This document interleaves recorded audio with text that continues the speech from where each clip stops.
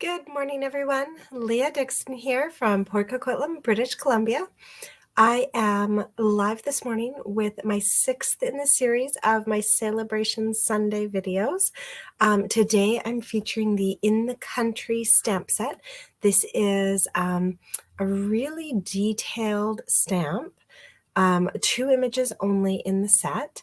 That you can actually earn for free with a $60 purchase right now during Sale-a-bration. And that's a purchase out of our annual catalog, our mini catalog, or any of our online products, even clearance rack stuff. With $60 before shipping and taxes, then you get to choose a Sale-a-bration set, and this In the Country is what I'm featuring today. So I'm going to switch over just to my desktop so we can start crafting. You guys can see how easy this stamp set is to work with and what kind of beautiful cards it creates. All right. There we go. So nice and close view of this one. So it's, like I said, just 2 large images. And today I'm actually going to pair it up with the Legendary Ride stamp set as well. So, I see a bunch of people have popped on. If you want to say hi as you join me, I'd love to see who's here. So for today's card, we're just starting with some basic white. I have a thick basic white card base. A regular basic white card layer. And then I also have a small piece of this fancy vellum that we have. I love this stuff. It's called Vellum Layering Designs. And you've got it in, so the map, some fancy script, and let's see if I've got a black one so it'll be easier to see, and some newsprint. And so for each of these sheets, you have those, but you also have the alternative white version. So they're very, very hard to see, but that's newsprint in white. So if you layered it over top of a darker piece of cardstock, it shows up. And you've got the map like that in the script as well. So this is the Layering Designs vellum that I am using on here as well. I thought the map with the country road and the motorbike and everything just worked so beautifully. So before we attach any of that, I'm going to take just my regular piece of basic white cardstock here. And there it is. Like I put it on a block. Where did it go? I've grabbed the country road scene from the In the Country stamp set, and I'm going to use it with some early espresso ink.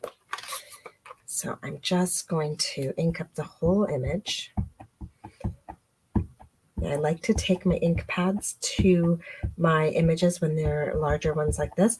And then I can also really see where I've inked and where I've missed and stuff like that. So with this country road, we're going to come in and pop it up quite high on our card. There we go. Oh, good morning, Gail. All right, there we go. So we've got our country road onto our card front now. We can put that stamp off to the side. Actually, you know what? I think that's a little bit higher than I wanted because I do want a sentiment down here, but now that feels very open. So we're actually going to flip that over and redo it because I'd like that a little bit lower. Yeah, you know what? I love stamp sets that kind of make you look like a fancy artist without being one. All right, I'm going to do that a little bit lower. I don't need that much space for my sentiment. Okay. Now, the only thing left to do with this image is to color it. And we have tons and tons of options for coloring it. So what I have got is some soft succulent, old olive, and crumb cake. And we're going to get started with those 3 colors, just adding some detail to this scene. So I liked to start with my dark crumb cake. I am going to use the fine tip though, because I'm working kind of in some smaller spaces. And I'm going to start by giving the fence some definition here. And so it's already been stamped in early espresso. So it's already got a nice brown woodish color to it, but we're going to finish it up. I didn't want anything too dark, which is why we stuck with just dark crumb cake instead of moving into an early espresso or soft suede. All right, so we'll get that done. And so yeah, just again, the fine tip is just fine for this. Okay, and then that fence does continue on in the background. So I'm just going to go through and give it a little, there we go. Now with our crumb cake still in hand, dark crumb cake, I'm going to come across and give all the little darker spots on our road a little once over with our dark crumb cake.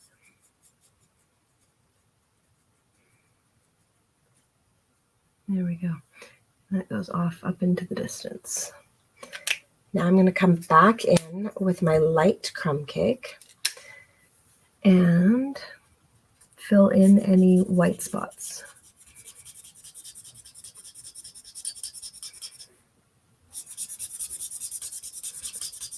There we go.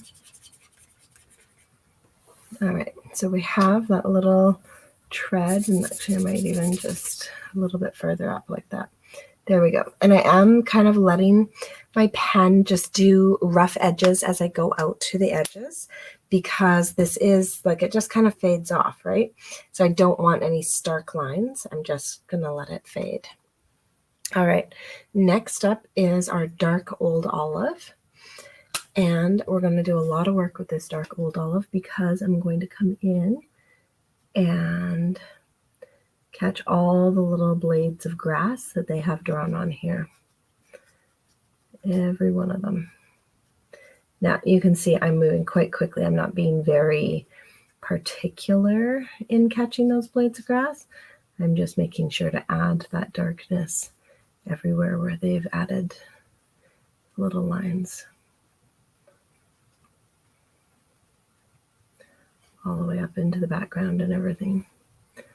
Okay, so this is fast work because you're not, truly coloring it. You're just accenting it. All right. So there's many different ways that you can color in this image. You could use watercolor pencil crayons and a blender pen. You could use actual like watercolors and watercolor paint this image. You could use some pastels on it.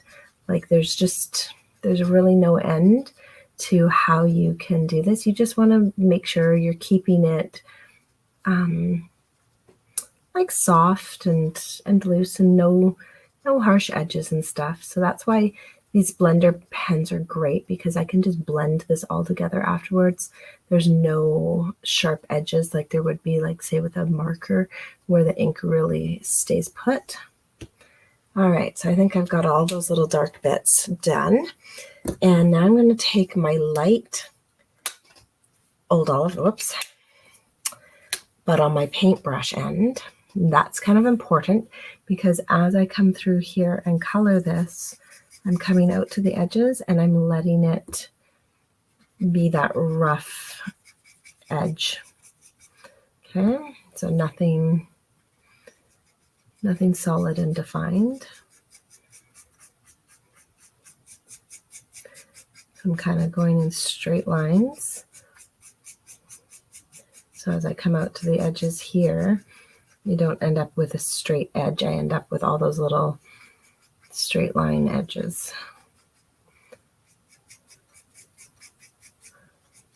And so we're just filling in all this lovely grassy field that goes on for miles. And then just like that. So we're nearly done.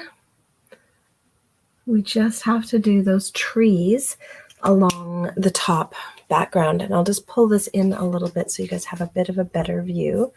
So you can see it's just like this dark color This will fade out a little bit as it dries. And I might also just go over, like if you go over top of some of your darker spots, then that also helps kind of fade them out.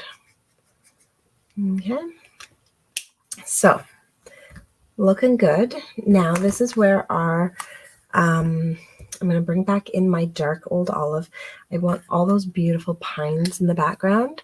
I had originally tried this with early espresso, but it's really just too dark. And then when I do these pine trees, I am not really coloring them. I'm kind of doing like straight lines across that get wider and wider and wider. And that's about it. So that's how I'm not getting too much color on there.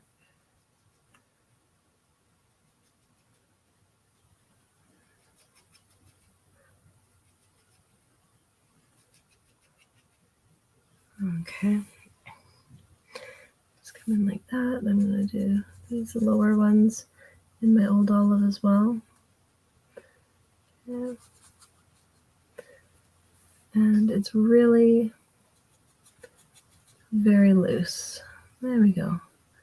All right, now the ones that look more shrubby, I have left those, and that's where we're going to bring in our soft succulent. So now I've got my dark soft succulent. Oh my goodness, can't get it open. Okay, there we go. Whew. And I'm really not coloring this. I'm just coming in to where there's some darker spots, and I'm almost like I'm just tapping. Like I'm not even really, these ones are a bit bigger. I'll do a straight line. But it's like the lightest, faintest little bits here with my dark soft succulent. Okay. And then I'm going to take my light soft succulent and go over the whole thing, including the parts that I colored dark. And as I do this one, I'm going to make sure that I'm getting all the little white spots that have been left up along the top edge. There we go. All right. Now I did contemplate doing a blue sky on this, but I actually thought it was nicer to keep it as just a white sky, not bring in another color. So just keeping the greens and the brown tones, and that's it.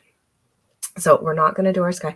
If you feel like you need to kind of lighten it up and add a sky to it, I actually would almost suggest using a blending brush, not a Stampin' blend marker to do that. But I am just going to keep mine nice and simple and keep it like that. All right, so now we have a little bit more stamping to do before we start putting our card together. So first thing is to take our Ride On It's Your Birthday stamp from the Legendary Ride stamp set. Ink that up with some early espresso. And over here on the right hand side, I tried to give it kind of an equal border on 3 sides. All right, love it, love it. And then, oh, I have a scrap paper. Where did it go?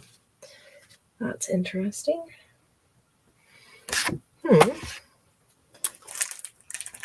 Okie dokie. Well, I'm going to have to go grab a new scrap paper because I seem to have lost the, oh, no, there it is. Okay, good. I didn't lose it. So I have a scrap paper here.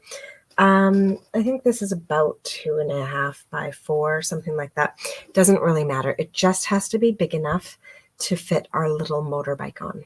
So I'm going to stamp our little motorbike in early espresso as well. Right in the center there. Oh, he's cute. So I like this set. It comes with 2 different motorbikes, so it really suits all of your needs. I needed the smaller one for this. And then I am actually going to grab my little mini machine. And this is my cute little boho blue machine. You can actually only get him by joining Stampin right now during Sale-a-bration. Fantastic little deal. $175 gets you $225 worth of product of your choice. as well as a mini Stampin' Cut and Emboss machine in either white or our brand new, soon to come out in color, boho blue. All right, so this stamp actually does come with a die set that I don't have. Oh, there it is. It does come with a die set that does cut out that little motorbike. For our card, though, I wanted to kind of give some distance between the motorbike and the road because the styles don't quite match. Good enough, but not perfectly. So I'm grabbing my stitched rectangle dies and I'm taking the second largest of the wider rectangles. And I'm going to cut out our motorbike using that. So I want to just make sure I'm kind of centering him top to bottom and side to side. There we go. And then with these rectangles, you want to give it a little twist so that you're leading with a corner. Because otherwise, these little guys are like speed bumps, and they don't like to go through, well, any machine really, but especially not the mini, if you've got a little speed bump at the front. So there we go. By putting it on an angle, no problem. And then let's pop this one out. There we go. So handy little dies to have. I love a good stitched shape. Put those off to the side. There we go. All right, so now I'm going to bring back in all my card base pieces. Now, vellum can be, I'm going to move that out for a moment. Vellum can be really, really tricky to attach to a card front because you're going to see where you've attached it. And I really I'm not going to be creating any good hiding spots, like none whatsoever, on this piece. So what I'm going to do is actually grab some adhesive sheets. And I always seem to have like extra bits lying around. So I'm going to grab one of these. This piece, I believe, was 2 by 4. So I'm going to cut a piece of adhesive sheet that's actually just a little bit smaller than 2 by 4. Oops, this side's going to have to be 4. There we go.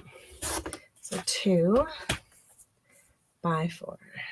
But I'm coming just in on those measurements, not exact.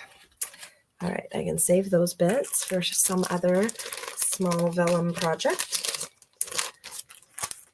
And put that to the side. So with this piece of adhesive sheet cut just smaller than 2 by 4, I am going to flip it over and find, you'll see there's like a little score line.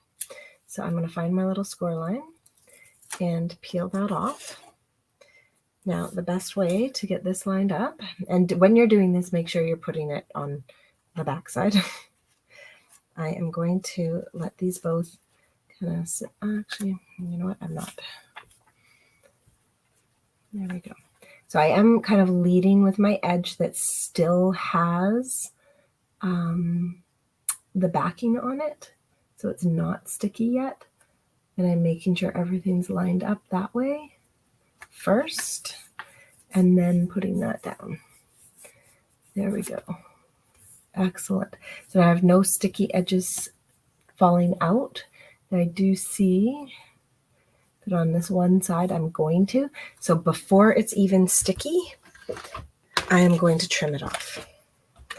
Okay. So that's kind of the nice thing about leaving one edge with the backing still on it, is if you try and cut this once it's all taken off and it's all sticky, you're going to get glue and stuff on your, just going to go one more time there. You're going to get glue on your paper trimmer, and it is not an easy glue to remove. All right, so now that is cut down so that it will be no sticky edge. Perfect. So now I'm going to come back in and peel off the rest of that backing. There we go. All right. Excellent. So with that done, you now have one solid sheet on here. And I find if you just give one little corner a really good burnish, then you've got a really good spot to start pulling this backing off. Okay, come on. Of course, you know, we're on camera, so it won't peel off nicely for me. Ah, there we go. Okay. So now I'm going to peel that off, and the whole back of my sheet of vellum is sticky. It's just one giant sticker. So now we've got to make sure we get this turned around. So our map is going to be upright. Now, this is not my favorite thing to do, but if I can do it, anybody can. I'm going to line that up along that edge and lay it down over top. And so it does just slightly overlap. That's okay, because we're going to put a strip of ribbon there now to hide that. But it's just such a great way to really fully adhere a piece of vellum with no loose corners, like it doesn't get floppy over time. It's just beautiful. All right, so we've got that on there. Now I have got my Old Olive and Sahara Sand twill ribbon. I'm going to use, actually,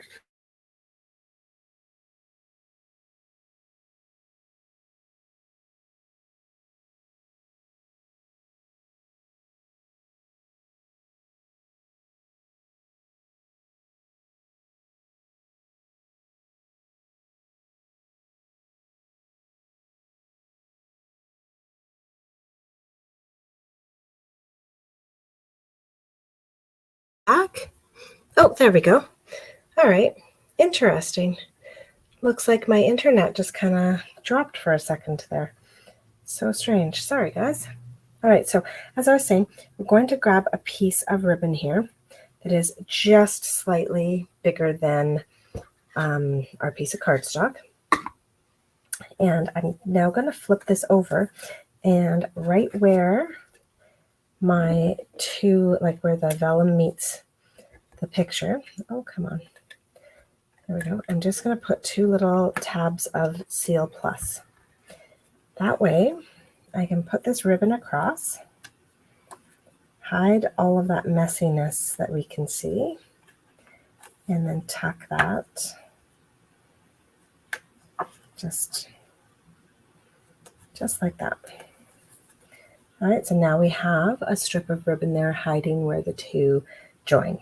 This piece can now get attached to our card front. You can glue it straight down, use dimensionals, whatever you'd like. I'm going to use dimensionals on mine. So I'll grab a pack of dimensionals. I am going to put a dimensional where some of that excess seal is, just so that it then doesn't stick to our card front and create a weird bow in it all. And then definitely, of course, my corners. And a little bit more. Don't want any saggy parts. All right, so we're going to grab all these, pull them off. Excellent. There we go. 2 more. Okay, and we'll bring in our basic white card base and center this on our card base. There we go. Now we're going to grab our motorbike and put some dimensionals on the back of it.